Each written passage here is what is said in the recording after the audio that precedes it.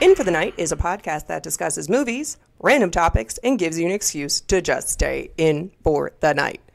I was half expecting you to join in, but I can't do it every time. It's going to be expected. No, that's why. You got to do it when they least expect it. So never. Hi, I'm Katie. Hi, I am Lur. Yeah, I guess that's all we're just going to start calling you. Lur. Lur, Dr. Lur. I wish I was a doctor. But Dr. Phil Doctor. Be freaking balling out of control. I'm rich, bitch. Please never say that in that tone of voice again. It's Dave Chappelle. Don't sue me, Dave Chappelle. You don't have a patent on that, do you? I hope not. Hashtag Dave Chappelle. Hashtag Dave Chappelle. Original owner, Dave Chappelle. Dave Chappelle. Chappelle Dave. Chappelle, comma Dave. No. It's Dave Pell, comma Dave Pell. There's a lot going on there. I have no idea what happened. So, how was your week? Well, I mean, I guess this is going to be next week. Exactly. Like we just did one, so we recorded like 3 or 4 days ago, and now we're trying to catch up and do extra ones to like give us a cushion in case something comes up. So not a lot has happened, but my dad did go into random, conjunctive heart failure. Heart failure? Sure. So he went to the doctor and he wasn't feeling well, and it turned out somebody put his fucking catheter in wrong, and then they took it out and they put it back in, but it the right way, and so now he's feeling a lot better. And then the next day he was not feeling great, he wasn't responsive, and so they brought him to the hospital, and they're like, I don't know what's wrong with him. We don't know what's wrong. He might be bleeding. He might have sepsis. And I'm like, that's a lot of different things going on. And don't y'all have tests for this? So they did tests, and they kept him overnight. And so he's like me. He drinks a lot of water. And so they told him he can't drink water anymore, as much water. He only can drink a liter a day or something. There you go. No, that's not healthy. He drank too much water. And so do you. I'm you just drink thirsty. 2 gallons a day. I drink a gallon. No, you drink more than a gallon. You literally fill your freaking half-gallon thing up and you drink 4 of them. Let's do the math. Half gallon and you drink 4 of the half gallons. I drink these. That means 2 gallons. Do you want me to slap you? Should we do that again? I'm going to punch you. Half gallons and you drink 4 of them. Can I hire someone to take him out? Half, that's 1. Half, that's 2. You should be a math teacher, but that's the only thing you could teach people. So, I was going to say 4 gallons. So 4 gallons, people. I drink 4 gallons of water. 4 halves equals 4 gallons. That's what I give her talking shit. Karma's a bitch, I was motherfucker. Wait, it's 2. Jesus. But yeah, you're off of work. We had our awesome date day on Sunday. Did. It was terribly great. I'm just kidding. It was awesome. We went axe throwing. We haven't been axe throwing since Dallas. My birthday 2 years ago, I think. Yeah. And it was a group of us then. That was fun. We had a huge competition. I think Wifey ended up winning. Yeah, actually. I did. But this time, she got spanked. We actually have a video. I think we're going to post it on Patreon too. A video of you doing pretty well and me sucking. And we even threw ninja star. Well, they're not really ninja stars, but they're stars. Shaped like ninja stars. I threw those, and I was pretty freaking awesome too. And then we threw knives. I was pretty freaking awesome. Oh, and we got invited to join a league. And then we got invited to join a axe throwing league because I don't know. I threw something, and he was like, so there's a league.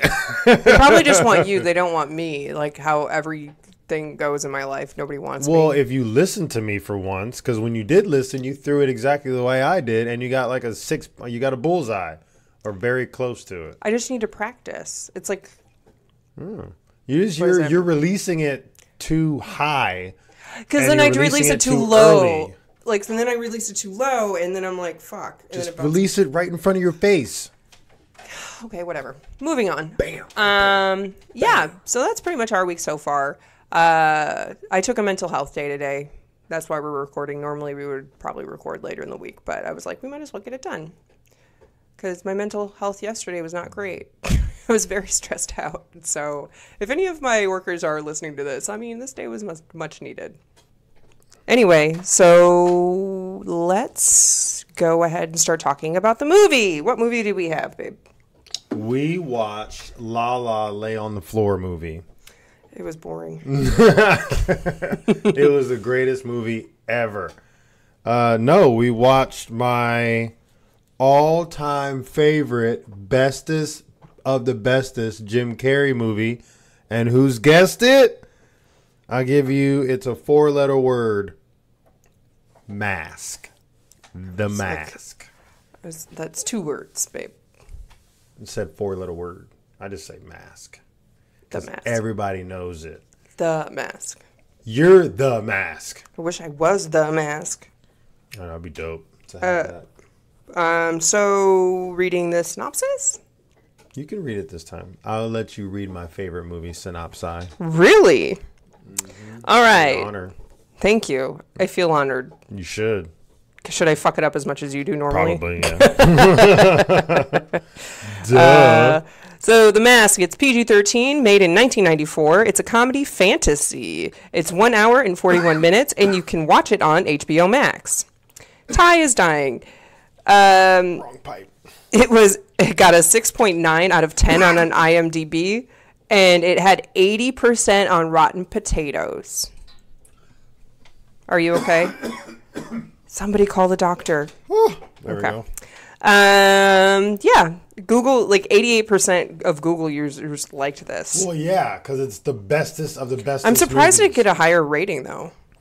Well, there are a lot of haters out there. All right. So I'm about to read the synopsis. Synopsi. Penis, peni. Thank you. If I'm going to read it, you have to do the job, man. Step up.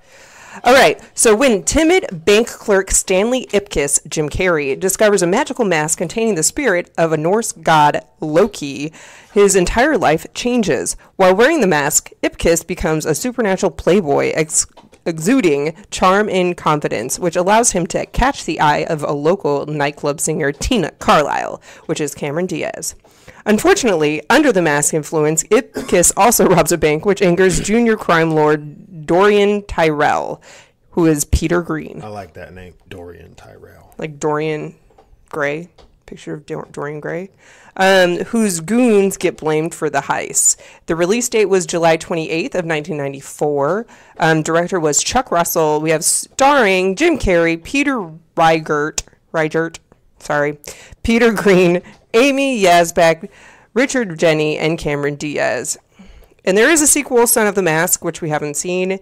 I don't know if that's necessarily a sequel because it's not the same director and there's not the sequel same is actors. connecting. It doesn't matter who the same as Harry Potter.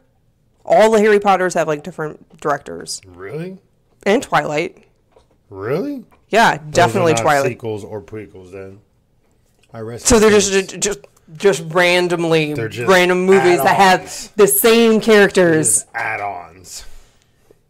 But the Son of the Mask doesn't have the same characters, so It doesn't have to if have at least the same had characters. the same characters, then yeah, it would be a Same as Independence sequel. Day. Is that a sequel? Independence Day It Resurgence. had the same actors. Some It of had them. 2 same actors.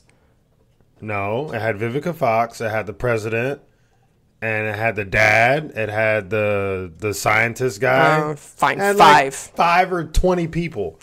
I like your range between 5 and 20. Not like 5 or 10. It's 5 or and 20. Okay. Cool. Yes, ma'am. Do you remember what the city is called? And if you don't give this movie a 20, I have the papers in my truck. What papers? The papers are in my truck.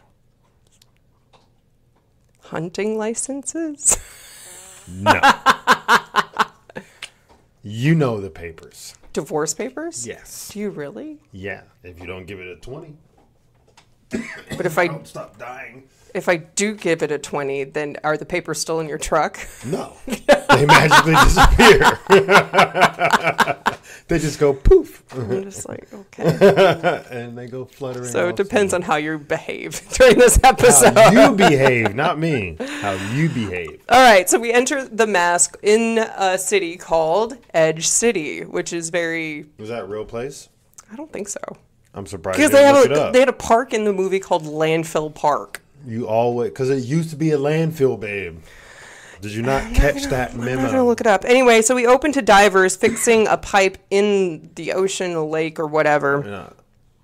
And that's where they find a box. What's in the box? What's in the box? Dick in a box. Dick in a box. No, it's not a dick, unfortunately. It is a mask. A green mask. So the guy opens it up. He gets, like, demolished under that pipe. Plummeled. Plummeled? Pummeled. Pummeled? Plummeled. Because it's plumbing? Exactly. See, Did I you knew really you'd catch on eventually? Did you really plan that, or did you say it wrong and then it worked out? Yeah, no, I can't do that. When you say no, but then you shake your head yes, or the opposite. No. God damn it. No. Damn it. I can't do it. He's trying to shake his head the correct way. Yeah, the opposite. The opposite of what he's saying. So, no. I can't. My brain does not work that way. My brain does not work that way. It is. Anyway. I'm going to break my neck trying to. In other words, he said the word wrong and it just worked out in his favor. Exactly. Bam. Because I'm smart like that. Right?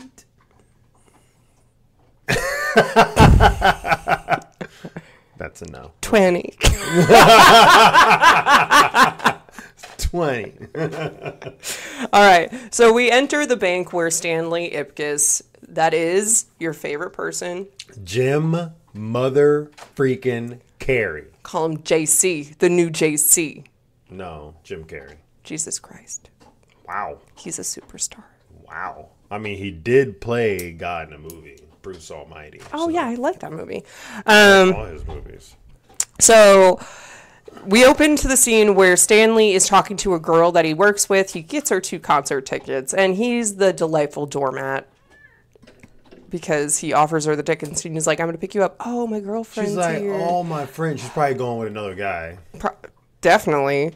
Fuck. The guy is a doormat. He just wants to be the nice guy, which he is. He definitely is a nice guy. Yeah, they said it like 50 times in the movie. Because he told the Peggy Donovan. Peggy Brandt. I don't think it was Brandt, was it? It is. I've seen it a lot of times. The reporter, she Peggy Brandt. has this Dear Peggy article, and he wrote in, and he's Mr. Nice Guy. And I'm like, I don't know if you want to be recognized as Mr. Nice Guy, but I guess that's what... Maybe back in the 90s, yeah, but if you're a nice guy now, you finish lost. Well, because people take, like... Advantage? Thank you, I couldn't think of the word. Take advantage of you, and then... It's like people, like girls, like go on Tinder. Amy Yazbek. It says Peggy Brandt. Good job, babe. Yeah. You remembered like one thing in your life. Your face. Aw, that's so nice. You're welcome. Where was my point? Oh, like girls go on dates with guys just for dinner, but they have no interest in them, and then they just leave. That's kind of like a bitch move. Same with guys. Guys like try to take things from girls, and it's like, ugh, can't you just be a decent human and date somebody who actually wants to date you? And no, okay, we're fucked. Great, because that is just too hard for people to do. Well, they like things to be complicated and drama prone. What is it? There's like a chaos theory. I forgot what it's called. There's a chaos theory where people there's certain people who crave chaos and they always have to have it in their lives, or they feel like they have no purpose. For that. Literally just said that. You said chaos theory. It's a chaos theory, and I said I can't remember the name for it, but it's a chaos theory where people are addicted to... Do you not pay attention to what I'm saying? Nope. Okay. 100% not. Great. Welcome to our podcast, people. Nope. Just like he said, I like shiny things. Oh my gosh. So I was asking him to help me fill the lawnmower with gasoline, and I can't, like, it was heavy. It's like 5 gallon. It wasn't that heavy, but I was carrying it down the stairs. He's like, why weren't you letting me carry it? And I was like, because you'll wander off with it. And so I'm just like, he'll get distracted. I'll be like, hey, babe, we need to go do this. And I'm like in the car waiting, and it's like 20 minutes later, he shows up and he's like, I forgot we were going. Or he'll be playing with the dogs. I haven't done that yet. In a while. You do it frequently. Anyway. That's when I would have to go to the hospital. So then his friend at the bank, I forgot what his name is. Do you remember what his name is? I don't know his name. Oh, you don't remember his name? No, he's not important. I think they don't think they mentioned his name, actually. Let's see Wando? here. Wando? Yeah, that's it. It was a weird name, but it might be his last name. Charlie. Okay, Charlie's his friend. Shoemaker. Or was it Schumacher? I'm pretty sure it's Shoemaker. Okay. So Charlie asks Stanley if he wants to go to the hot new club. Coco Bongo. Which does not, like, if I was going to a club, I would not go to a club called the Coco Bongo Club. Yeah. Sorry. That looks stupid. But anyway, so they're talking about it, and then this hot girl, Cameron Diaz, comes in. And I have a question. The girl, she walks in, it's raining, obviously, but the shaking of the hair, I don't get it. She's trying to dry her hair off. But people do that in movies, like, I know it's slow-mo, but I'm like, it just gives me a headache. What is up with people shaking their head, like, releasing their hair? Instead of just, like, doing that, they have to shake it in a sexy manner. Because that's the whole point. She was trying to be sexy. You just answered your own question. But it doesn't look sexy. It looks like you're a fucking dog. Maybe to you it doesn't, but to the guys watching it, it does. Does it look sexy to you? I mean, I don't know if it looks sexy. I don't think that makes her sexy, shaking her hair like that. But anyway, I mean, Cameron Diaz is a sexy person, but shaking of the hair, I just don't get it. Anyway, her name is Tina Carlisle. Trish? Who's Trish? Well, they said Trish at first, but I think that might have been someone else. Oh, well, Tina Carlisle. Tina Carlisle. Okay, so I realized that throughout this movie, like, you get the basic people. So, like, Stanley, Charlie, Peggy, they're very basic looking. They're very dull colored. Like, they're wearing a lot of duller colors. And then she comes in and she's very bright, shiny, and her name's Tina. Well, because she's a singer at the Coco Bongo. I was just saying in general, like, she always is more bright than everybody else, so it's like she's like the shining star. And I wouldn't say she's a shining star, but she's the popular one, I guess. And she's supposed to be the pretty one. Everybody else is boring. That's what I'm trying to... There you go. That's a better way to put that. I just need you to be on my level, and I need you to, like... Nope, never gonna happen. Great. So, this is a fucking great life, guys. Welcome. And so Tina is trying to open a bank account. Couldn't remember that word. Fakely, obviously. Fakely. So what does she have in her purse? A camera. Well, I mean, is it in her purse or is it just like a lens? It has to be in her purse because the guys can see it on the TV in the bad guys' It's just lair. a camera, like in the seam of her purse. It doesn't have to be like a camera. Like, cameras are big. It's the 1990s, babe. I really don't think they have that special. Unless it was like a government grade one, then maybe it was a small one, a little cute round one. Maybe, but I really don't think they're affiliated with the purse like that, though. Too. I really don't think they're affiliated with the government, just because. How do you know? They're bad. They can get government property. They're gangbangers. You can buy anything off the black market. That's not government. Oh. I'm just sitting here and I'm like, I don't have to argue with this. Yes, you do. You always have to argue. Stanley goes to the car dealership and his car is broken. They definitely are swindly people, which is not good. Nellie's in the house.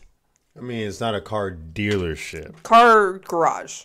There you go. Fixer place. I think they just destroy things and charge people ridiculous. What is this? Oh, about $700. Yeah. Jesus. So they kind of are like lying to Stanley to get him to pay more, which sucks. And he doesn't have a car, but he needs a car because he has to go to the Coco Bango Club. Coco Bongo. You said Coco Bango. I'm going to call it the Coco Bango Club because that sounds better than bongo. I like how they never went back to that. Well, I mean, he gets his revenge and he goes back and like well, we'll get to that, I guess. But he said he's signing it and he's like, there's no price tag on it. He's like, oh, there will be. But like, they don't never sign it. Yeah, I wouldn't sign it, but they never actually like go back to see how much it is though. Maybe because he destroys them, I guess. That's like a little. I think that's like the answer is like him going back and taking them out. I think they're gonna have problems pooping for. Oh yeah, or maybe it might be really easy for them to poop. I actually heard. Not happening. No, I don't want to. Hell no. Not to get like sexual on this podcast. Sorry for the young people listening. Cover your ears. Sorry, Mom. But and my mom, if she listens, and her friends. But I heard through the grapevine that if that is done through the back door, it actually makes it easier to use the restroom.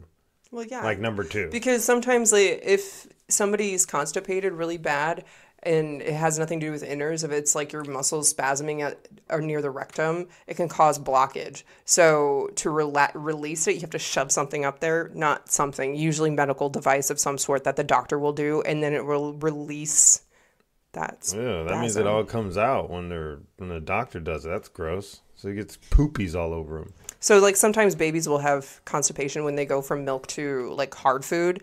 And then they get really, like, they look big. Like, they'll have big tummies and, like, really kind of gross. And, like, my friend, he told me this happened to him when he was, like, a baby. And his parents told him the story. And the dad had to give him an enema. And give it an enema. He got shit on hard. Oh, gross. And so it's like my nightmare. And so it was just really funny. And I'm just like, yeah, that makes a lot of sense because so if you're having a constipation problem, try like doing the normal laxative route, but then you just might need to like shove something up. Put a glove on and just shove a finger up. Not a fist. I didn't. He made a fist and went. All right, so we get to the Coco Bango Club, and guess what? Stanley is not in the club. He didn't even get access. His friend was supposed to help him, and he did. Left him. That's a dick move. Don't be that person. His friend didn't know. He was too excited about going into the Coco Bango. Thank you. You're welcome.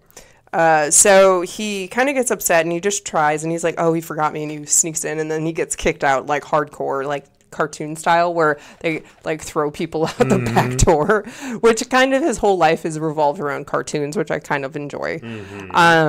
And so he just kind of is like, fine, fuck it. So he leaves, and they're just playing. I know. So if you hear that, guess what? You got to take a shot.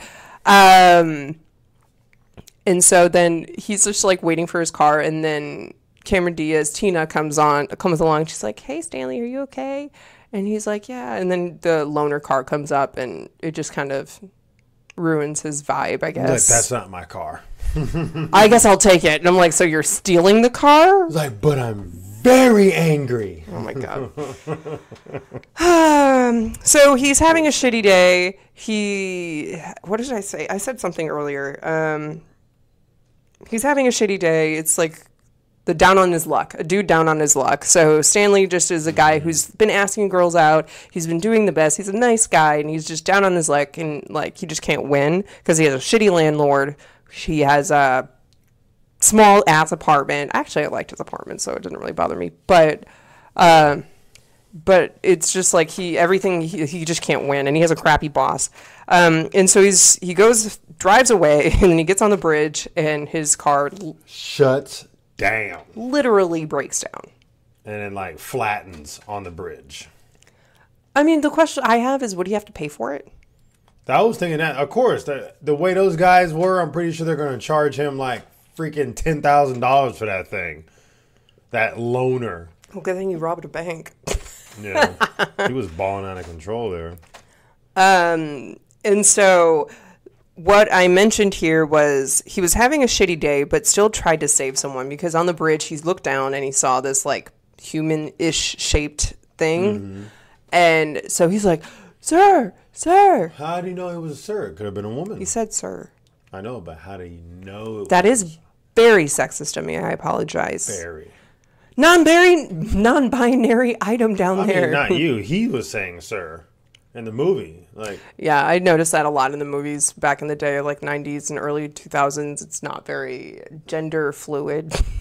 He was like, sir. He could have been me because I look like a man. Could have been like, what else would you say? Hey, are you okay? Is that right? Hey, person down there. There you go. Person. Human. Maybe he doesn't relate to a human because there's people who do that as well now. Dang, you just can't say anything now. I try to be all-inclusive, people. Just correct me if I'm wrong. If I call you a she and you prefer they, them, let me know. I try not to assume, but I suck him because I'm a human person. Anyway, so he's all wet. He found the mask on the pile of trash that was the person he was trying to save, which kind of ends the day pretty well because it's a pile of trash on his shitty day, so it's kind of... Yeah. So then he puts on the mask. Oh, he gets home. The landlord comes out and he's like, do you know what time it is? And she's yelling at him. And I'm like, hey, first and foremost, you're a landlord. You should not be clocking people in and out. Like, yes, it shouldn't matter what time they get home. And he wasn't being loud. He was just walking up the stairs. Like, that would piss me off. I would be like, shut the fuck up, walk away. No landlord talked to me like that. I would be like, do you really want me to bring in, like, the Better Business Bureau? Do you really want me to do that? Because I'm pretty sure there's illegal shit going on here. I'm going to talk to you like that. I'm going to have Lala eat you. She probably would. So he gets home, and then he's watching TV. It was a cartoon, and then this doctor person, which is Bob Stein, comes on. And he was talking about the masks we wear, metaphorically. And I like how he said it metaphorically, like, on the TV show. Metaphorically speaking. And so then he goes and puts on the mask, and he turns into... The Mask. Which he doesn't have an alter ego name, which is weird. Yeah, and they never gave him another name. Should be like Sexy Beast or something. I don't know. Maybe an anagram of Stanley Ipkiss. Which is like the letters switched around to make another word. Oh, I was like, what? I did not know what that meant. So my question is, if you put on the mask, what would be your alter ego? Ooh, the funny man. Yeah, because you really think you're funny now. I do think I'm freaking hilarious. I think I would be more dark and sinister. Or like, I'll be probably like him, a little horn dog. Aww. Probably. You already are, though. I know. That's that's why. Okay, so the shenanigans that ensue after he puts on the mask. First, he gets dressed up and he's smoking. And he goes out into the... I still like when he was blow drying. Yeah, he's like... That's my favorite. Oh, man. We blow drying his face after shaving, and he's, like, making that little laugh. He used the dog to dry it. Yeah, with the dog's wee-wee all in the camera. And balls. Oh, it's the best. And then he goes out into the hallway, and it says, be quiet. And so what does he... Shh. Creeping in the hallway, making little sounds. The alarm clock goes off. The alarm clock pops out and is hopping around, and he pulls out this big-ass hammer. You were giggling so hard. The size of this house. And he starts hitting just smashing everything. And making a shit ton of noise. And then the lady comes out, his landlord or manager, whatever we can call him. Landlord? But it's on her door, it said manager. So I don't know if they call it like a property manager or a landlord. So it could be either or. Anyway, so then she starts shooting at him. Yeah, then she's really making loud noises. And so, like, shooting a shotgun of all like, things, that's going to go through your, like, thin-ass walls. Like, that's she going to... probably could have murdered someone. He jumps out the window and he says, "Look, Ma." I'm roadkill. It's just like he was giggling so hard at like this whole entire thing. Like I was like, my favorite. Anyway. Then these guys try to like rob him, I guess. Yeah. I don't like I don't know. If a guy was wearing a mask, I would never like really approach him to steal something. So Well, maybe I think that's just his normal face. a green Maybe neon. to us it was showing green, but maybe to them it was like normal color in the movie. What? Okay. What? Okay. I don't know how to respond to that because like everybody was seeing green and everybody gets freaked out. Green. So, and so then he has a carnival. Like he's making balloon animals and everybody's getting excited about these thugs. These thugs are getting so excited about balloon animals. And so like this one got a giraffe and the other one got a poodle, but it died. And then he's like, sorry, I had to put him down. And the guy was all sad. He was like, it's just because he has that, like, what is it? Not charisma, but I guess charisma. Yeah, charisma. It's like he can make you do things that you don't want to do technically. Charming. He can charm you like a vampire. And so he has the carnival, then he goes to the garage and seeks his revenge. What does he say when he walks in? Oh, tighten up your lug nuts. It's time for an overhaul or something like that. And what does he do? He shoves these mufflers up their bum. So They deserve it. either they're really going to be shitting easily for the rest of their lives, or there's a big hole there. Yeah, it's probably going to be big. He probably shoved it up there pretty well. Ow. I don't... They didn't show the other one. They only showed the bigger guy coming out. Maybe the other with one it. died. Probably. But the thing is, I really don't think he killed anybody. Like, I was thinking that through this whole thing, he just injures people or screws with them, but he never murdered anybody. Yeah, Dorian murdered. Yeah, so he was... But not the mask. He's not a murderer. So that's where I was like, the mask as Stanley Ipkiss was better because he only just injured or, like, I don't evaded. think he really even injured anyone. He evaded people. Like, the guys that tried to rob him, he put underwear on his face and he ran up there, did money. I mean, I'm sure that he hurt. Put out a Tommy gun, but he didn't hit any of them. He was just like spraying around them, and then, he did punch Dorian. So I think that's the only person he actually hurt was Dorian.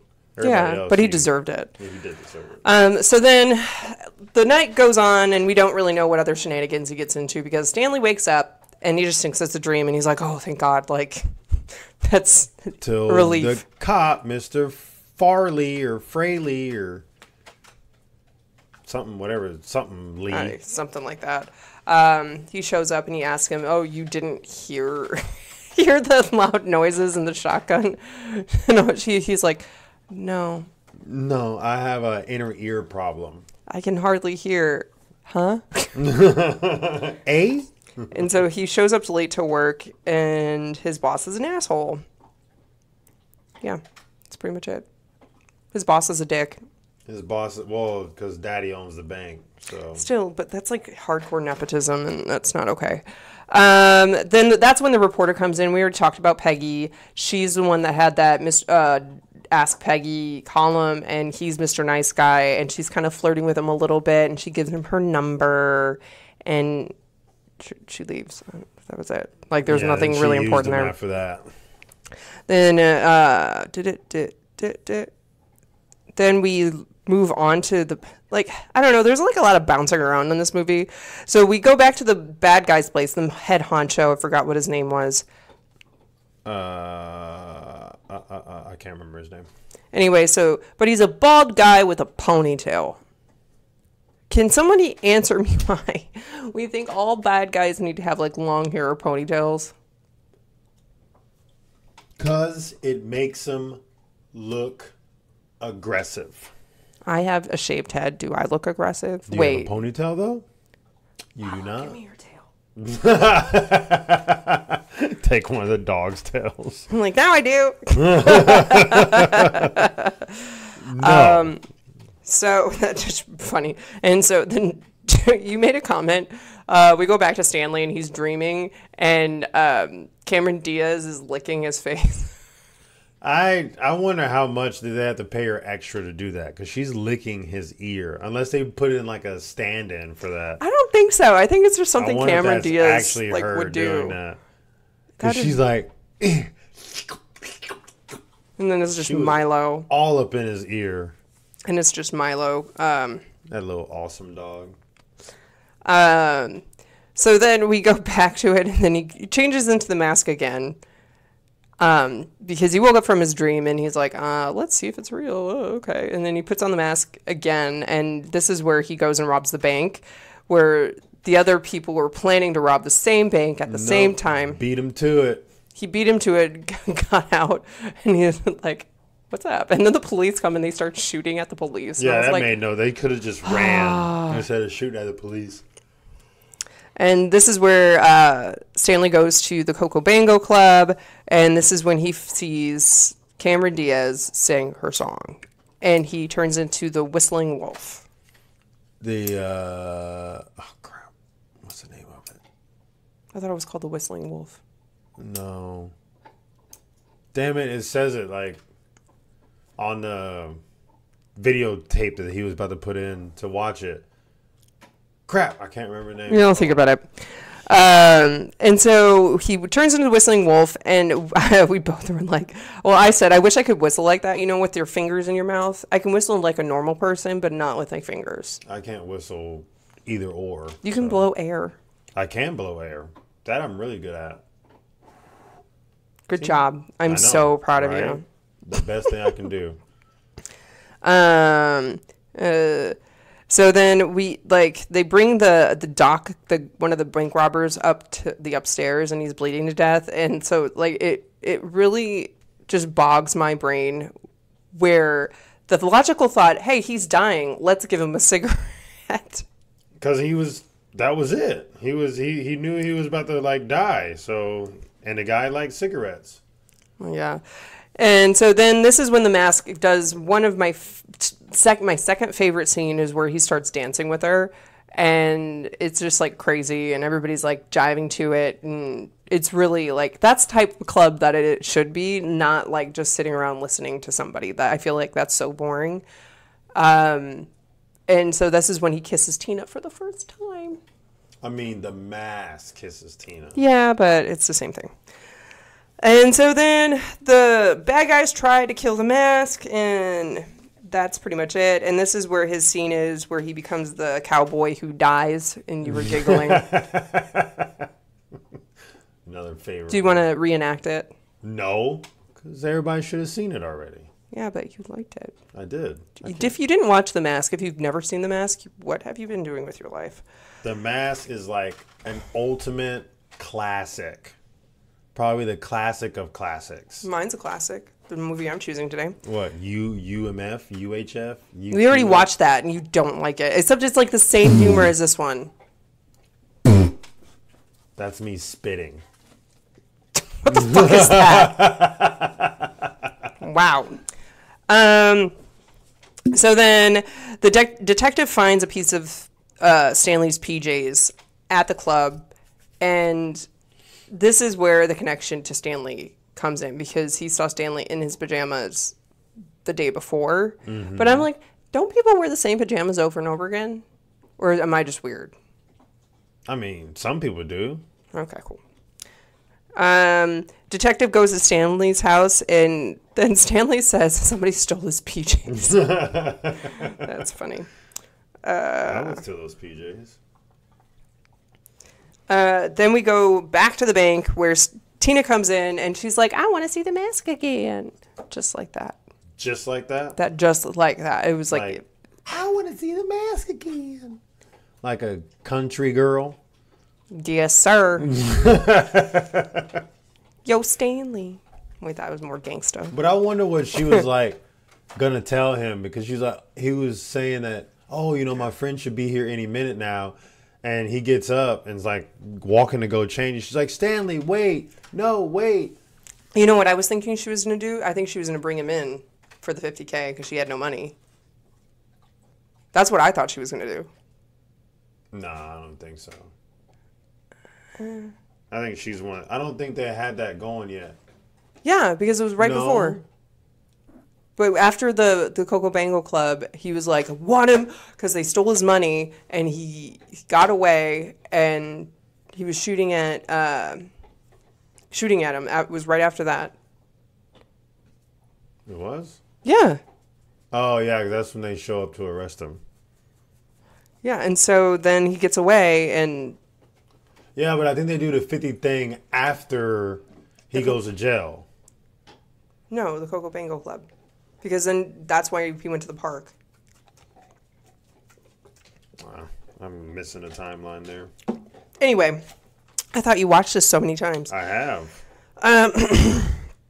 And so this is where we bring, I think his name's Ben Stein, the doctor, about wearing masks. He brings the mask to him, and he's like, look at it.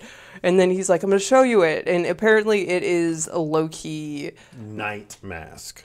It's a night mask, because Loki is the darkness. But this kind of ties in Marvel. We talk about Marvel a lot, and I like that it kind of ties them in. Mm-hmm. Sup. Sup. Sup. Sup. So I enjoyed that. He puts on the mask. It was a night mask, so it didn't work, but he was pretending. Yeah, he was still pretending like he was changing. Then he goes and meets at the park, which is great, except she really liked Stanley, but then the mask kind of was coming on too strong, and she was like, no. And there's a lot of sexual innuendos. He's like, I was like, I'm going to butter your croissant, kind of. And he's like, I'm going to divide and conquer. That just makes me sad, so sad, because that's like sexual assault. And she's like, no, like she's like, and then she kicked him in the nuts. She's so coy. I love it. And I was like, no means no, sir. No means no. She didn't say no. She just need him in the nuts. But then he blows a smoke heart with an arrow from his nose. And apparently wooed her. And it wooed her. She was like...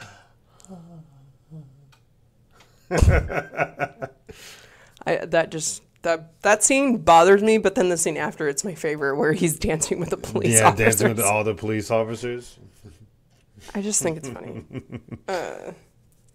And so he's dancing with police officers, and you know my favorite, like one of my favorite, like minor characters in this movie is... Whoopi Goldberg? Yes. Oh, knew it. Nailed it. Doyle.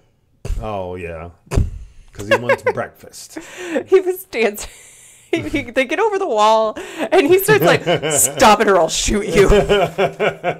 You start dancing, I'm going to blow your brains out.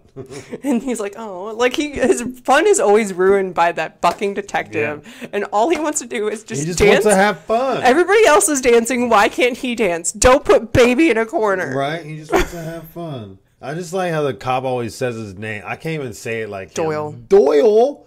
I can't say Doyle. It like he does. Like when he got, what do you want for his onion rings? Some sauce? I don't even know what sauce that was. It wasn't ketchup. It was like something weird. He was like, he had ordered onion rings and he was waiting, but he was going to get something else. Like he was waiting for his sauce, and I just can't remember. Doyle! Yeah, no, that's not it. I'm trying. I know you are. This is where the reporter comes, picks him up, and he gets in, and she's like, I saw it. I saw everything. And then he was just trying to, like, open up his heart to this lady who he thought was nice. Who he thought, but he thought wrong. That bitch. She was like, I thought you were going to kill him. I lied. You can't trust people like Dorian. So, come on, Peggy Brandt. We have to rewind because some people may not have watched it and they're just listening. So Peggy sold out Stanley to Dorian for the $50K. So she can pay for her condo. She can't lose her condo. Like you said in last week's episode of Dante's Peak. Yeah. Dante's Peak. You were talking about the grandma. Fuck the grandma. Well, fuck Peggy. Yeah. And I like how the friend was like, oh, you should date her because you... And he was like, no, don't worry about Tina. Right? You should, date somebody who has like pouty lips and red hair and a green jacket. Will actually care for you and whatever. And then turns out she was like the worst of the worst of the worst. Yeah. So anyway, Dorian puts on the mask and he looks all stupid gross. Like his teeth are all jacked up. Mm-hmm. He looks cute. He has hair and it looks like plugs. What, as the mask or as the... As the mask. Oh. Well, yeah. Yeah, it's really gross. I didn't like it. But he's supposed to look gross because he's the evil guy. Villain. Exactly. He's not going to look like a fresh to death dude, you know? So after they capture him, they go back to Milo's place, back to Stanley's place to get the money because it's in his closet. My question is, they were already in bags. Why didn't they just pick up the bags and put them in the black bags instead of taking the money? Because there was a lot of loose money on the ground. Yeah, but they could have just put it on top of it. Plus, babe, he took that from the bank, so it's obviously it's going to look like the money bags that they took. Did you not hear me? I say put the bag in the black bag. Easy. Maybe they did. They just were getting the not. Loose money and putting them in the black bag first. It didn't look as much money that was in the closet that was in there, 2 little bags. I feel like there could have been more. It was bigger. I think there wasn't. So then they leave, but Milo chases him. Because Milo's the shit. That's why. Then they literally drop Stanley off at the police station, and he gets arrested, and he's in the prison. Milo comes, and Stanley's like, just go find somebody else. Just find another family. The dog didn't want to. It got real sad and depressed. It made itself a house. It did. Because it's a smart dog. Out of newspaper. Yeah, Maybe we can trade one of these dummies in. Okay. No, because then that dog would be dumb because we don't train with them. Right, Fifi? Right, Lala. Aww, they same time. So then Tina visits him, and she was just saying that Dorian's going to go crazy and that he almost got a kiss from her, which was sweet. And he's like, just one more minute. And he didn't get his minute kiss. Oh, Stanley Ipkiss? Yeah. And so then Tina leaves, and she gets chased down in the alley. And the police officer is like, whatever, even though you can hear her screaming, which is sad. Yeah. He's like, no, you're just doing your shenanigans. And this is where Stanley tries to get Milo to jump up. But he's a little baby dog. And so he jumps up, and he keeps on jumping and jumping and jumping, and he finally gets it. He does. And then he asks him to get the keys, but what does he bring him instead? The cheese. And not the cheese, the keys. But the funny thing is, like, the dog just sits there and he's like, so you don't want this? He's like, thinks like he's putting it down, like, you sure you don't want this? It's pretty good. Sure, I'm about to put it down. All right. And so then he gets the keys. Stanley escapes jail. And what else happens? Then he tries to save... Oh, then he almost shoots Fraley or Farley or whatever the other detective's name is in the face. He's like, I'm very stressed out right now. And they go to the Coco Bango, and he tries to save the day. And then the dog lets himself out of the vehicle to go help Stanley. The detective's like, that's a smart dog. And then the dog, or no, and then that's when Dorian takes out, I can't remember his boss's name. I want to say Bob. He looks like a Bob. It's not Bob. They have a little gunfight, and then Dorian takes out this boss, sadly. Yeah, right, not sadly. They both deserve to get taken out, actually, because they killed people, I'm sure. But then when he's the mask, he gets shot, and he just makes, like, a gun out of his mouth, and he spits it back. That's pretty dope. That was pretty dope. That's like... I was like, Dorian, all right, that was a good way to take out your boss. Like, I mean, that was pretty legit. That's a pretty tight resignation letter. At him with a mouthed machine gun. Like, that's pretty dope. And then we get Milo, who puts the mask on, and he's just like a little animal version of Stanley, which is really cute. Yeah, it's like they're both hilarious and still funny but angry at the same time. He's like growling at the guy, and then he like scares him. He's like and he runs off. Oh my god. Milo, Stanley gets out and he takes the mask off Milo. He puts it on and he literally saves the day, which is great. Did you miss me? And he got shot and he drinks like a mimosa and he's like, I guess not. Did you just get that joke? No, I knew that. Oh, okay. Jesus. not that dumb. The dog one took you a minute. And What dog one? The knock knock. Oh, yeah. Well, yeah. No one gets that. Sure. And so there was a bomb, and Stanley eats the bomb. It blows up in his tummy, and I feel like that's going to give him indigestion. Well, when he's a mask, he's a different person. I don't think it's him. Yeah, but that's still inside your body. Obviously, he fell like 20 stories and went face plant, and he didn't have one broken bone. He became roadkill. What? He became roadkill. Yeah, he was roadkill. So. And everybody saves the day. Stanley gets away with it because the mayor saw him save everybody, and so he gets a free pass, even though he's like robbed like $1 million. Well, the bad guys took the money back, so it's all right. Yeah. Plus, what was it? Plus, the detective or whatever called him Chunky. Yeah, that's no bueno. Excuse you, Chunky. Oh, I'm so sorry, Mayor. Mr. Mayor. I want to see you in my office. Like smooth there, guy. But I really don't think the mayor has anything to do with the police. The police Seriously? force. Yeah, they do. Of that, like... That township, maybe. Or but city. Cityship. But... And then at the end, they drive off in Charlie's vehicle and they go to the bridge where Stanley is like, I'm going to throw this away. Are you okay with that? And Tina Carlisle tosses it over, and then Milo for 20 minutes. And then Milo and Charlie jump in after it, trying to save I just like that song that they played too at the end. It was like perfect. It was like, and as soon as he jumps off and lands in the water, it's like, bang! It was good stuff. It's good timing. It is good timing. All right. What's your score? Seriously? 2? A 50. What? You need to start like adhering to our like scoring rules, man. Why? All right, fine. 10. Gosh. Rude face. I'll give it a 20. Thank you. Yay! So the divorce papers have vanished. They have disappeared into thin air. Great. Or were they? I feel like we're playing Dungeons and Dragons, and it's like, you got into the cave and you defeated the dragon. Congratulations. Congrats. All right, people. Now we get to talk about one of my favorite topics. Cryptids. Hell yeah. Stop licking me. I don't like it. Go that way.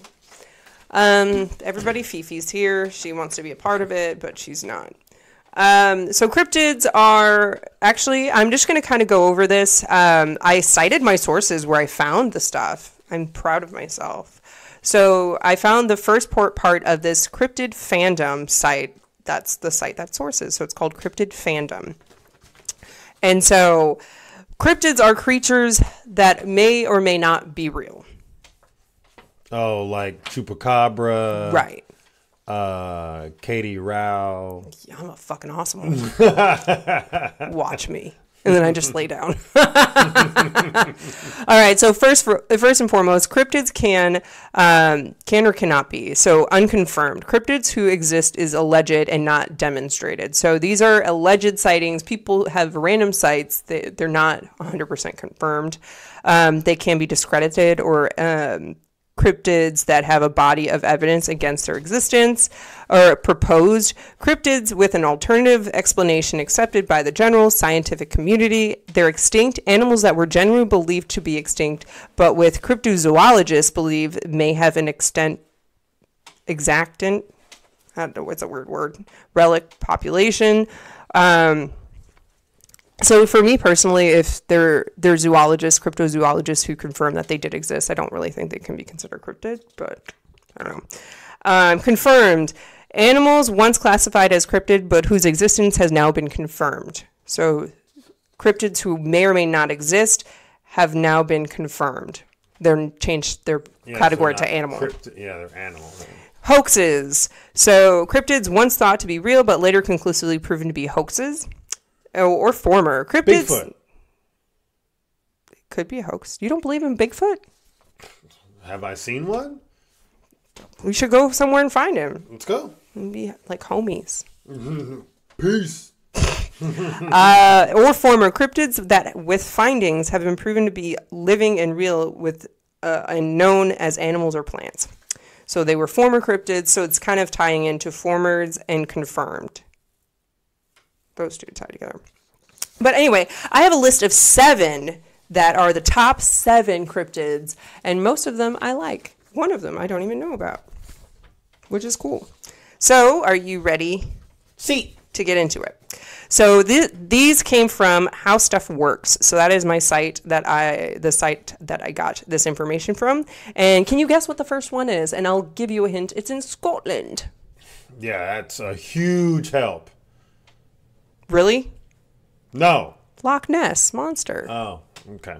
Also known as Nessie. I would not have guessed that. So Loch Ness Monster spotted again. So it was recently spotted on September 25th of 2021. Interesting. Drone footage appeared to show a huge, long-necked animal beneath Loch Ness. So Loch Ness is Lake Ness. Okay. Loch means lake in Scottish, Irish. I don't know, whatever language you're in. It's a lake in northern Scotland, so it's 22 square miles. So it's not that big. And had been recently uploaded to the internet as reported by the Post. Alas, the video turned out to be, it blocked it out, so I can't see it. Someone clearly edited the footage, blah, blah, blah. Anyway, so talking about Loch Ness, what have you heard? Do you believe in him? Her, it, they, them? Her, it, they, them? I would have to say no, because I haven't seen it. Have you seen the pictures? Like... From years and years ago, yeah, maybe. Yeah, like the fun little... Where's my phone? Loch Ness Monster, looking it up. Lala, what you looking at over there? Is a ghost scaring you? Oh my god, that dog, she freaking... She's been, like, staring at things randomly. Like, she was sitting in front of the couch earlier, or yesterday, I think it was. And it looked like she was staring at the remote that was on the edge of the couch. See, that's the picture from back in the day. It looks like a bronchosaurus. So, the giant monster in Loch Ness dates back to August 1933. Many subsequent accounts describe an animal that sounds a bit plesiosaurus. Oh, it's right here. Plesiosaurus. Plesiosaurus-esque. Yeah, that sounds better. Okay, sure. That took me 5 tries. All right, perhaps what people are really seeing is some type of misidentified native fish, and Loch Ness is bordered... I like how you're showing a picture. No. He was trying to show Lala. I was showing Lala the Loch Ness monster. All right, so that's number 1, Loch Ness. I personally believe it. We don't know what's in the water. I think it could be hiding in a little underwater cave, and it just comes out randomly, and it gets... Jump in the water and go look for it, babe. I will fucking do that. Do you want to tempt me with a good time? Do it. Fine. I will watch you from the surface. You know I can't fucking swim. Like... Oh, yeah. Anyway, I can swim just doggy paddle style, so it's not really strong. You can doggy paddle underwater. Just going to blink and turn down. All right, so number 2. This one you know about, but I don't think you would guess it. It has to do with snow. Rudolph the Red-Nosed Reindeer. Fuck yeah, look at that. That's our next cryptid. Seriously? No. Oh. You got so excited. I was like, oh, awesome. No, the Yeti or the Abominable Snowman. Oh, I was close. All right, so this one is number 2, the most popular. So most eyewitnesses' testimonies say that this cryptid, it blocks out all the words that I need to say, and I can't see them. Stop licking me. So this is just, they've been known to come from the Himalayan mountains or the Tibetan plateau.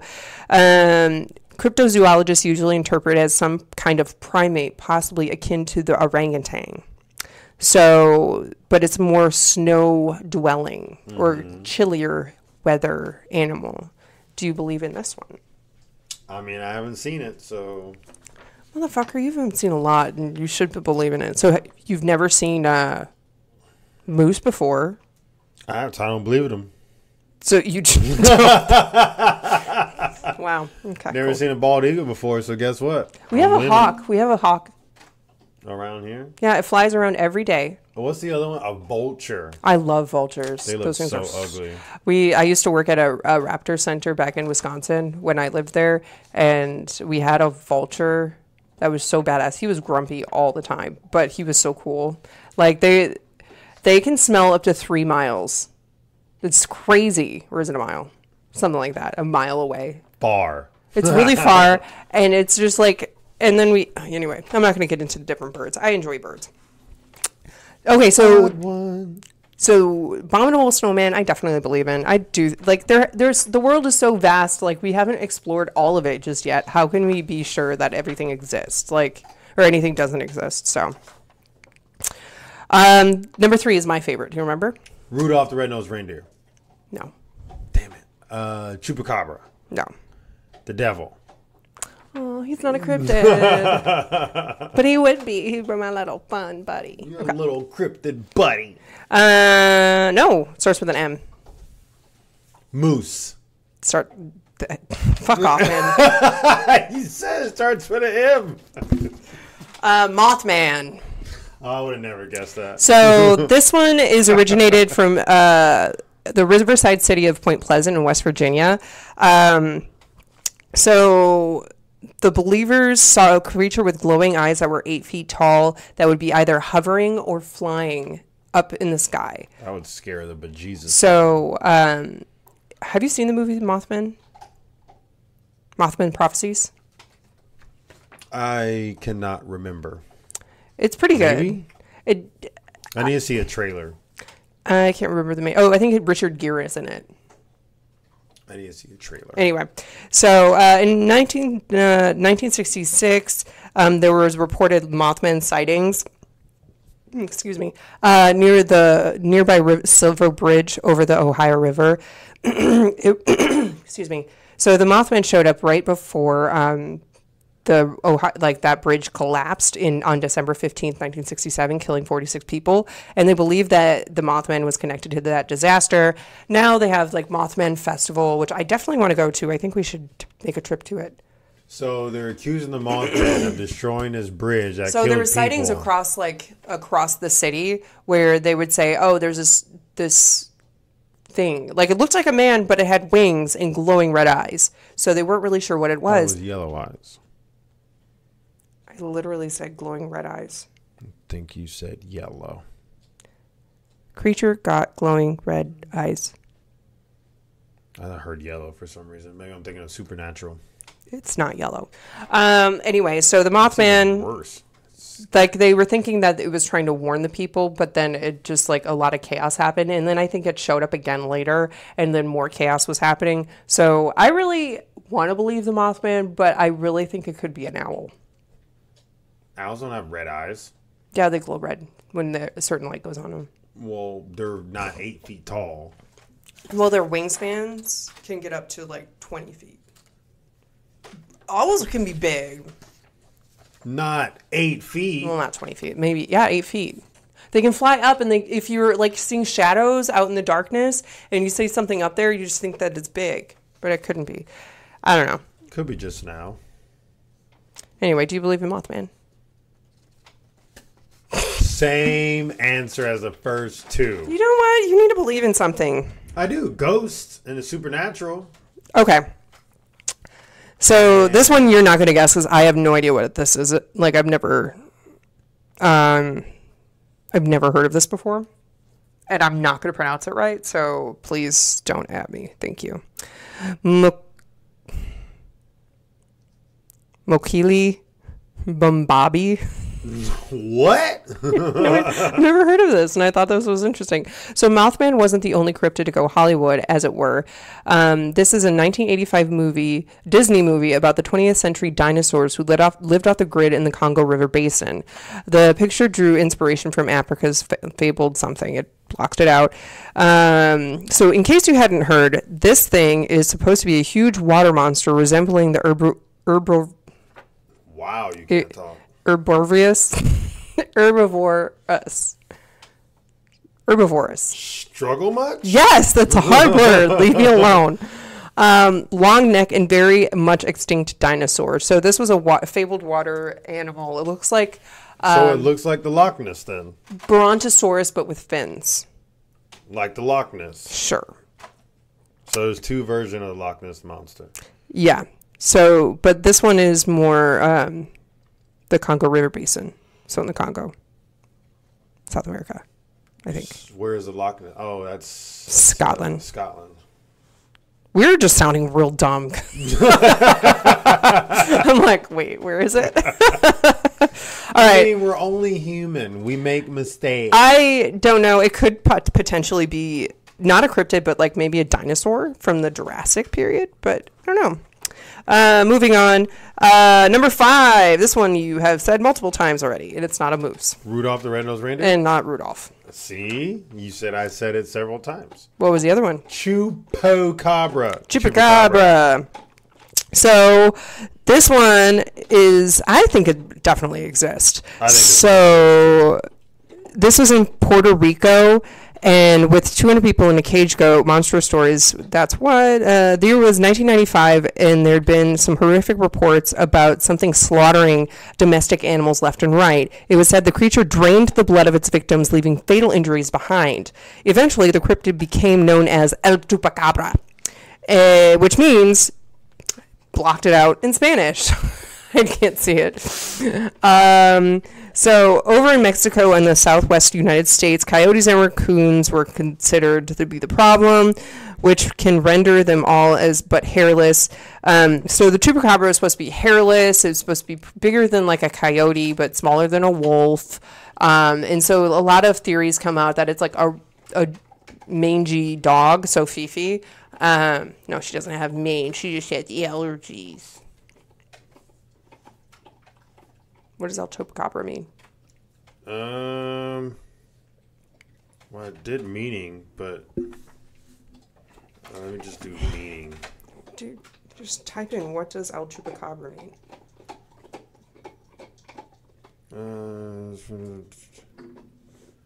The names come from vampirism. Goat sucker? Yes. So chupacabra can be literally translated as goat sucker. I'm going to call you goat sucker. From chupra, to suck, and cabra, goats. Oh. It is known as both chupacabras and chupacabra throughout the Americas. Interesting. Okay. So goat sucker. Do you believe in this one? I do believe in this one. Really? Mm-hmm. Oh. I never seen one, but when I was living in South Texas, I had friends that said that they seen one or supposedly seen one. Okay. So they were probably just seeing a coyote run around. Or maybe they were just drunk. I was going to say that, but I didn't want to judge. Okay. So number 6 is another one you probably have never heard of before, but you may shock me. It's called the Mongolian death worm. Yeah, no. On his expedition, believing in me, though. I try not to judge. So on his expeditions to Mongolia during the 1920s, an American explorer heard stories about a bizarre animal called the Allergorhai horahi. You said that perfectly, babe. Did not. Sure, you didn't butcher it at all. I just pushed through it, and I was like, I'm just going to say all the consonants and all the vowels, and I'm just going to try. You did a great job. I really tried on that, so I hope you guys enjoyed that. Since then, it's picked up a wicked nickname, the Mongolian death worm, which sounds like a cool like band name, because there's like Mongolian like death rock. Mm-hmm. They should be called Mongolian death worm. Mongolian death worm. As recounted by the Scientific American, he told these tales in the 1922 Asia magazine, writing that the organism is shaped like a sausage, about 2 feet long, has no head nor leg. Like a patty sausage? Or the link? I don't know why patty was the first thing that came to mind. I was like, wait. Shaped like a patty sausage. Yeah, it's a flatworm. Jesus Christ. A flat round worm.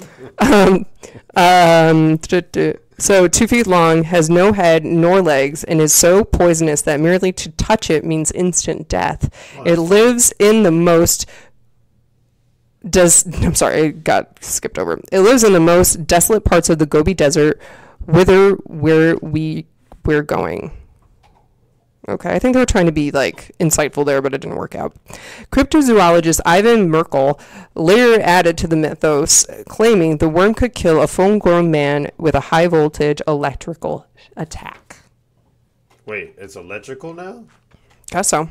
I thought it It's was supposed to be poisonous and electrical. Maybe it's kind of like one of those electric eels. But that's poisonous? Sure. This thing just has all the death. Hence, Mongolian death worm. I said hence. Touch it and it can kill you, and then also it can shock you to death. Oh, I just touched Lala. She murdered me, and she wants more pets. And she wants more pets. Lala's a Mongolian death worm. Oh. So we're gonna call her MDW. MDW. Did we give her a nickname? Lala Beans. No, I thought we had like a MD something. LB. LB. LL Bean. Or Fatty Patty. Little fatty. That's the name of my Fatty with the daddy. All right. So that is number 6, Mongolian death worm. Do you believe in it? Never even heard of it, so no. Just say yes. Okay. So the last one is probably the most famous cryptid of all. Rudolph the Red-Nosed Reindeer. No. It's his dad. It should be a cryptid. Everyone. Oh, I know. Santa Claus. No. Oh, fuck. Give me a hint. It doesn't have small feet. Bigfoot. There we go. Yeah. Look at me being smart. You got 2. So, Sasquatch, a.k.a. Bigfoot. Sasquatch. There's actually a movie about the Bigfoot, and I can't remember what it's called, but it was really good, where these people go out and stay in the forest in this camper, and then they hear these screams and noises and kind of, but it's like in Northern California or something. It's crazy. I thought that's where it is. Mm-hmm. Oh. Literally says Sasquatches need no introduction. Try to say Sasquatches. Sasquatches? It's not that hard. Really hard. Shut up. Fuck off. You're just struggling today. You're so struggly. Struggle bus. All right. A 2020 poll found that most people believe the legendary upright walking apes really do exist. Wow. They call them upright walking ape. That's a tongue twister. And I said it perfect. You did say it perfect. Upright walking Now apes. I think about it, I probably couldn't say it again. Say it again. Upright walking apes. Yeah, you see, you said it perfect. I mean, not as perfect as the first time, but Suck it, right. man. Suck it. The term Bigfoot originated. Oh my god. Give me that before you No, hurt you're gonna. your brain. I want to do it. All right.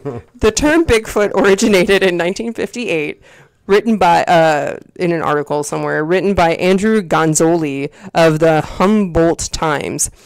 The piece describes the mysterious footprints that were found at a construction site in Northern California. Fast forward to 2003, that year, Raymond Wallace, a logger who worked on the site, passed away at 84. Wallace's surviving children told the press their late father had faked those monster prints in 1958 with his tools. Photo and plaster casts of the other alleged Bigfoot tracks have been met with from zoologists, but it just kind of blocks it out. So, but I know they were fake. So the guy says it was fake, but the thing is, throughout the years, it's a lot of sightings. So there's 2 guys who were in the logging site, and they got a video of an upright walking ape, but they did a study on it, and they couldn't really decipher if it was faked or not, because it was when cameras first came out. Like something, yeah, you really can't really fake it unless somebody dressed up as an ape. But who has an ape costume? A lot of people, maybe. Maybe it's like the T-Rex costume that blows up and you just walk around in it. Yeah, exactly. Or gorilla costumes, or yeah. But when we went to Zach Bagans' Haunted Museum, the guy behind us, he had a podcast about the Bigfoot. He had a what? He had a podcast about Bigfoot. The guy behind us? I didn't know that. Yeah, he was talking about it. He was very wanted to talk about it a lot, and I just kind of like, I don't want to talk to you anymore. That's why I shifted to the front. I was like, I don't want to talk to him. I'm going to leave this guy. No, but he was really nice, and he was just talking about how he believes in it, and he's been to the Zach Baggins Museum like so many times. And so if you can find a Bigfoot podcast, which I'm sure there's a few out there, it might be his. He was an older gentleman. He seemed really nice, though. Even though I just don't like small talk. I don't like talking to people I don't know, so I'm just antisocial. But do you believe in Bigfoot? I don't know. Probably not. Really? Just chupacabra. Only 1 out of 7. Because it's vampirism. That's the only fucking reason why. Yep. So I believe like 6 out of 7. Well, you don't believe in the sausage worm? The Mongolian death worm? The sausage patty worm? I don't believe in the sausage patty worm. So the rest of them, you believe in all of them besides that one? We can't explain things. Why should I say there's something that doesn't exist when it might? Just because I didn't see it doesn't mean it's not real. Then why isn't there like pictures and videos? There is. Yeah, but how legit are they though? That's the thing. How legit are you? I'm right here in front of you. So pretty legit. But is this like a beautiful mind where I'm just making you up and I'm just talking on this podcast by myself, randomly pausing? Probably. I drug your food and drink every time I make stuff for you. But I make it to where it lasts long enough to where I don't need to do it every single time.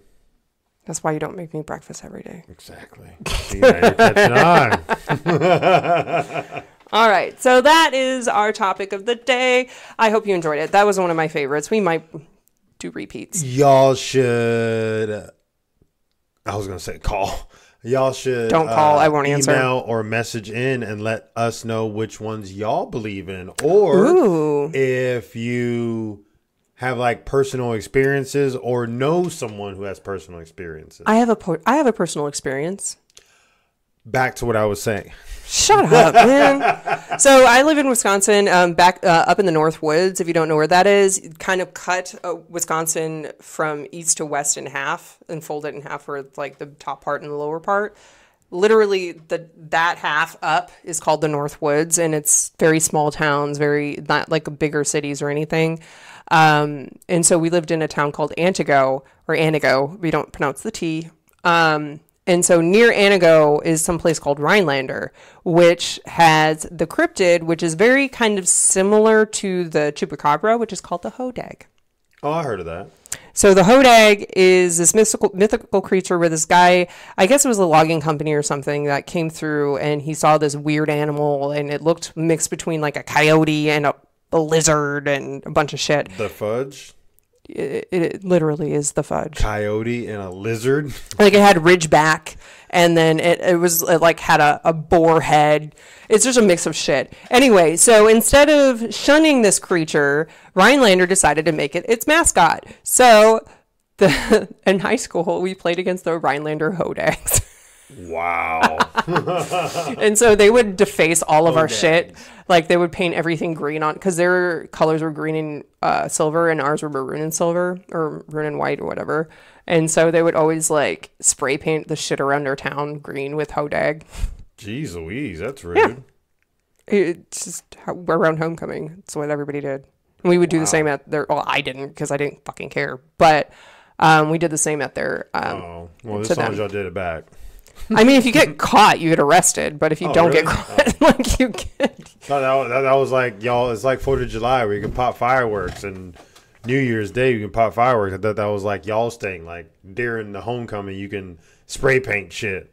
Or spray paint, yeah. Right? It's like still defacing property. But anyway, that's my... Anyway, so going back to what you were talking about... Can make their own rules. Dante's Peak did. Exactly. See, there you go. See? Anyway, so if you want to, please write in. Advice is coming up, but not next episode, but the next episode. So we have one more episode before the We're Not Qualified episode is going to come out, and we need your questions or just stories. All the questions. Ooh, stories would be good too. So if you have any fun cryptid stories or any topics that you want to share about, fucking write in. I'm sure you're tired of us talking about ourselves, so go for it. So you can do that with writing to inforthenight69@gmail.com. Or what's the website, Ty or Lur? I don't know. Wow. inforthenight@gmail.com. That's all wrong. Don't write that because that's not our email. Email is inforthenight69@gmail.com. I said that. I know, I'm correcting you because I don't want people sending it to the wrong place. Make sure you add this number 6 and the number 9 on the end of In for the Night. And then the website is inforthenightpodcast.com. Oh, I forgot the podcast part. .com, no Gmail. It's a website. Oh, I forgot the podcast and a .com part. You just suck. Anyway. Well, this one was a fun, long one. I enjoyed it. Close. But next time, you want to know what our movie is? Oh, yeah, it's your movie. What is it? Misery. With Kathy Bates. And that dude, I can't remember his name. Oh, Misery. Oh, jeez. I was thinking about that movie the other day, too. Yeah, so we're going to watch that. You can watch that on Amazon Prime, Vudu. I think it's on Sling TV as well. Always Redbox. It'll always have it there, so you can rent it there as well. Ty is already cringing. I'm so excited about this. It's already so good. One of my favorites. Kathy Bates is my girl. KB. Like, hurts me already. All right, what's your topic? Your topic, you chose it. Please go look at your paper. Oh, that one. I already know. I have no idea. I know his answer. Let's see. Oh, if you could trade lives with someone, who would it be? I'm pretty sure there's going to be a million people out there who are going to have the same one as me. Anyway, so that is our episode for the day. We hope you enjoyed it, and we hope that we gave you a reason to stay in for the night. And until next time, my peeps. Peace out.